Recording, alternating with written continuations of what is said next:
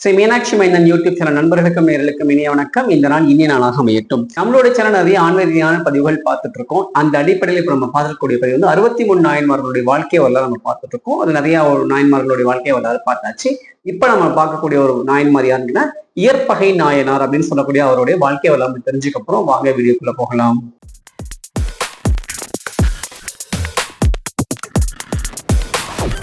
அற்புத கேட்பை வேண்டின், ஆனந்த வாழ்க்கை வேண்டின், நற்பொருள் குவிதல் வேண்டின், நலமெல்லாம் பெருக வேண்டின், கற்பக மூட்டி தெய்வ களஞ்சியம் முன் சென்று பொற்பாதம் பணிந்து பாறை பொய்யல்லை கண்ட உண்மை திருச்சிற்றம்பலம் தில்லை எம்பலம் வெற்றிவேல் முருகனுக்கு அரோகரா. நம்ம வாழ்க்கையில நிறைய தான தர்மங்கள் நம்ம கொடுத்திருப்போம் இல்லைங்களா? அன்னதானம் கொடுத்திருப்போம், உடை தானம் கொடுத்திருப்போம், பொன் பொருள் தானமா கொடுத்திருப்போம், பசுமாடு தானமா கொடுத்திருப்போம். நிறைய மன்னர்கள் நமக்கு முன்னாடி, நம்மளுடைய மூதாதையர்கள், அதுக்கு முன்னாடி இந்த தேசத்தை ஆன நிறைய மன்னர்கள் நிறைய தான தர்மங்கள் கொடுத்திருப்பாங்க. இந்து மதத்துல வந்து தான தர்மம்ன்றது ஒரு தனியா ஒரு பகுதியாவே உண்டு. நம்மளுடைய கர்ம வினைய தான தர்மத்தின் மூலமாக தீர்க்கக்கூடிய ஒரு அமைப்பு தான் தான தர்மத்துடைய சிறப்புகள். இன்னைக்கு நம்ம நிறைய கொடுத்துட்டு இருக்கோம், நிறைய தான தர்மங்கள் நம்ம கொடுத்துட்டு இருக்கோம் இல்லையா? அந்த அடிப்படையில இந்த இயற்பகை நாயனார் எப்படி சிறந்து விளங்குவார் அப்படின்னு கேட்டீங்கன்னா, இவர் பெரிய செல்வந்தர். இவர் பிறந்த ஒரு வந்து சோழ தேசமான காவிரி பூம்பட்டினம் தான் அவர் பிறக்கிறாரு. பெரிய செல்வந்தர் குடும்பம். இவர் நிறைய வசதி வாய்ப்புகள் இருக்குது, நிறைய நிலப்பலங்கள் இருக்கு, பெரிய நிலச்சுவந்தாரா இவர் இருக்கிறாரு. நிறைய பேர் இவர்கிட்ட வேலை பார்க்கறாங்க. இவருடைய ஒரே ஒரு பணி வந்து இவரை நாடி வரக்கூடிய சிவனடியார்களுக்கு எதுவுமே இல்லைன்னு சொல்லாம கொடுப்பாராம். ஒரு சிவனடியார் வந்து நமச்சிவாயம் சொல்லக்கூடிய பஞ்சாட்சர மந்திரத்தை சொல்லிட்டு அவரை கையெடுத்து கும்பிடும் போது அவருக்கு வேண்டிய பொன் பொருள், உணவு, உடைகள்லாம் வந்து அந்த சிவனடியார் அனுப்பி வைப்பாராம். இதுதான் இவருடைய தலையாய பணி. எந்த சிவனடியார் இவர் பார்க்கிறாரோ, யார் வந்து பஞ்சாட்சர மந்திரம் வருகிறதோ அவருக்கு தான தர்மங்கள் கொடுக்கறதா அவருடைய வேலை. இப்படி இவருடைய தான தர்மங்கள் கொடுத்துட்டே இருக்காங்க. இவருக்கு ஒரு பக்கம் செல்வங்கள் பெருகிக்கிட்டே இருக்கு, இவருடைய வேலைகள் நடந்துட்டே இருக்குது, இவருடைய வாழ்க்கை நல்லா போயிட்டு இவருக்கு ஒரு மனைவி இருக்காங்க, அவர்களுக்கு குழந்தைகள் கிடையாது. இப்படி உங்க வாழ்க்கையை போயிட்டே இருக்குது.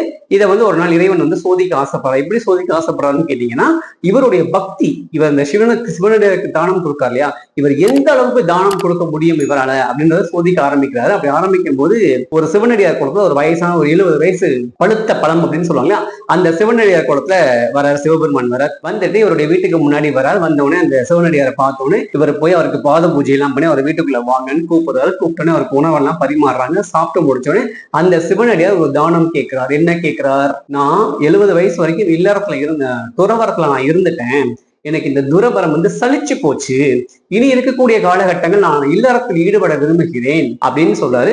அதுக்கு நான் என்ன சுவாமி செய்யணும் அப்படின்னு கேட்கும்போது, உன் மனைவியை தானமாக கொடு அப்படின்னு கேட்கிறார். எவ்வளவு பெரிய தானம் பாருங்க.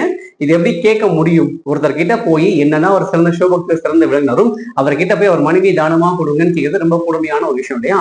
ஆனாலும் கூட சிவபெருமன் அவரோட தானத்தை சோதிப்பதற்காக ஒரு வரம் கேட்கிறார். நீ வந்து எனக்கு ஒரு மனைவியை தானமா கொடு, எனக்கு வந்து துறவரம் வந்து ரொம்ப புளிச்சு போச்சு, ரொம்ப வருஷமா துறவரத்தை என் வாழ்க்கையை நான் வாழ்ந்து முடிச்சிட்டேன், ஏன் இருக்கக்கூடிய காலகட்டங்கள் நான் வந்து இல்லறத்துல ஈடுபட விரும்புறேன்னு சொல்லிட்டு உன் மனைவி தானமா கொண்டு சொல்லுவோம். அவருக்கு எந்த அதிர்ச்சியுமே அவர் காமிக்கல. அப்படியா சுவாமி, தாராளமாக தருகிறேன் அப்படின்னு சொல்லிட்டு உள்ள போய் அவருடைய மனைவியை கூப்பிடுறார். அந்த அம்மா இவருக்கெல்லாம் மேல கணவன் சொல்றதுதான் அந்த அம்மாவுக்கு மந்திரம். கணவர் பேச்சு மீறவே மாட்டாங்க. எதிர்த்து ஒரு வார்த்தை கூட பேசல. உள்ள போறாரு, அந்த அம்மாவை கூப்பிடுறாரு. அறைக்குள்ள போய் அந்த அம்மாவை கூப்பிட்டுட்டு நீ வாமா அப்படின்னு கூப்பிட்டு அந்த சிவனடியாரை பார்த்துட்டு அவர் கூட நீ போமா அப்படின்னு சொல்றாரு. அந்த அம்மா மறு வார்த்தை பேசாம அந்த சிவனடியார் கூட போயிடுறாங்க. மறுபடியும் சிவனடியார் ஒரு வார்த்தை சொல்ற. என்ன சொல்றாருன்னா, நீ தானமா கொடுத்துட்ட, நானும் தானமா வாங்கிட்டேன், ஆனா உன்னுடைய உற்சாக உறவினர்களும் உன்னுடைய ஊர் மக்களும் இதை வந்து அனுமதிக்க மாட்டாங்க, இது வந்து தப்புன்னு சொல்லுவாங்க. அதனால இந்த ஊரை விட்டு நான் போகும்போது இந்த ஊர் எல்லை வரை நீங்க என் கூட வந்து உன் மனைவி அனுப்பிவேன்னு கேட்கறாரு. தானமா கேட்கறதே பெரிய கொடுமை, அதை விட பெரிய விஷயமா நீதான் வந்து ஊர் எல்லை வரைக்கும் விடணும்னு கேட்கறது, அதை விட பெரிய கொடுமை தான். ஆனா அதுக்கும் வந்து அந்த இயற்பகை நாயனார் வந்து சரி அப்படின்னு சொல்லிட்டு வாங்க போகலாம் அப்படின்னு சொல்லிட்டு சிவனடியார் அவருடைய மனைவி முன்னாடி போக இவர் வந்து ஒரு வாளோட அவங்களுக்கு பாதுகாப்பா பின்னாடி போறாங்க. போயிட்டு இருக்காரு. இவர் போறதுக்குள்ள இவங்க வீட்டை விட்டு வெளியே போய் இந்த தெருவை தாண்டி போறதுக்குள்ள வந்து இந்த தகவல் ஃபுல்லா அவங்க சொந்தக்காரங்களுக்கு ஃபுல்லா தெரிஞ்ச உடனே சொந்தக்காரங்க எல்லாம் வராங்க. என்ன காரியம் பண்ணிட்டு இருக்க நீ? உன்னுடைய சிவபக்திக்கும் சிவத்தொண்டுக்கும் வந்து எல்லையே கிடையாதா? உன் பொண்டாட்டியவா நீ தானமா கொடுப்ப? உனக்கு அறிவே கிடையாதா? இதெல்லாமா சிவபக்தி அப்படின்னு சொல்லி அவரை ரொம்ப திட்டுறாங்க, ஏசுறாங்க, என்னென்னமோ பண்றாங்க. பதிலுக்கு வந்து இவர் வந்து எதுவுமே பேசாம யாரெல்லாம் பழிச்சொல் சொல்கிறாரோ அத்தனை பேரையும் அவர் வச்சிருக்க வாளால வெட்டி வெட்டி வெட்டி வெட்டி வீசிடுறாரு. வீசிட்டு அந்த ஊர் எல்லை வரைக்கும் போறாங்க. அத்தனை உறவுகளும் சொந்தக்காரங்களும் ரத்த வெள்ளத்துல விழுந்துட்டு இருக்காங்க. சிவனடியார் முன்னாடி போறது, அவங்க மனைவி போறாங்க, இவர் அப்படியே பின்னாடி வாளோட போயிட்டே இருக்காரு. போய் அந்த ஊர் எல்லையை கடக்கும் போது ஒரு அசரீதி மட்டும் கேட்குது. இயற்பகையாரே நில்லும், ஒரு ஆபத்து அப்படின்னு சொல்லாரு. திரும்ப வந்து இவர் திரும்பி வந்தவர் அந்த ஊர் எல்லையை விட்டுட்டு இவர் திரும்பி வரணும்னா சிவனடியார் சொன்னார் இல்லையா, அந்த ஊர் எல்லையில விட்டுட்டு இவர் திரும்பி நகரத்துக்குள்ள வரும்போது இந்த அசரீதி கேட்குது. ஏற்பகையாரே நெல்லும் ஒரு ஆபத்து அப்படின்னு சொன்னோன்னு இவர் வேகமா திரும்பி அந்த வாளை சுழட்டும் போது அங்க சிவபெருமான் ரிஷப ரூபத்துல காட்சி கொடுத்தார்.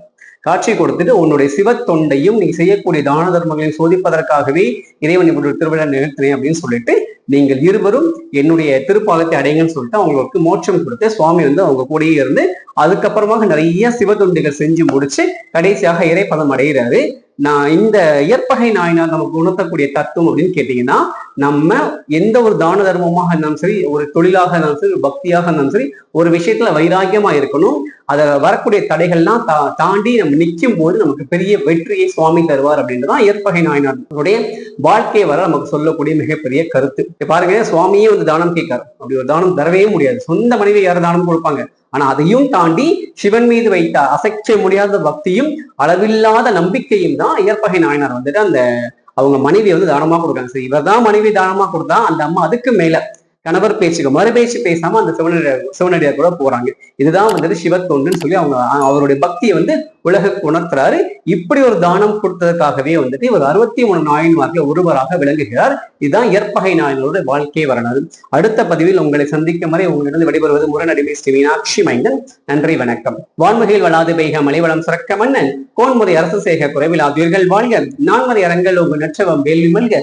மேன்மிகள் செய்வநிதி விளங்க உலகம் எல்லாம். திருச்சிற்றம்பலம் தில்லை என்பலம். நம்மளுடைய ஸ்ரீ மீனாட்சி மைந்தன் யூடியூப் சேனல், முகநூல் பக்கங்கள், இன்ஸ்டாகிராம் பக்கங்களை ஃபாலோ பண்ணி ஷேர் பண்ணி சப்ஸ்கிரைப் பண்ற எல்லாருக்கும் ஒரு வேல்மாறல் புத்தகம் அல்லது ஒரு சுப்பிரமணியர் புஜங்கம் அல்லது திருப்புகழ் புத்தகம் நம்ம அன்பளிப்பா கொடுத்துட்டு இருக்கோம். அதோட சேர்த்து ஒரு வேல் அதை வச்சு வழிபாடு செய்வதற்கு சின்ன கிண்ணமும் நம்ம அன்பளிப்பா கொடுத்துட்டு இருக்கோம். இதோட சேர்த்து நம்ம மீனாட்சி அம்மனுக்கு அர்ச்சனை பண்ண குங்கும பிரசாதம் நம்ம கொடுத்துட்டு இருக்கோம். யாருக்கெல்லாம் இதுல எந்த புக்கு வேணுமோ அந்த புக்கை நீங்களே செலக்ட் பண்ணிட்டு உங்களுடைய அட்ரஸை எனக்கு இன்ஸ்டாகிராம், நம்முடைய மீனாட்சி மைந்தன் இன்ஸ்டாகிராம் பேஜ்ல டிஎம் பண்ணினா உங்களுக்கு கொரியர் அனுப்புறோம். நன்றி, வணக்கம்.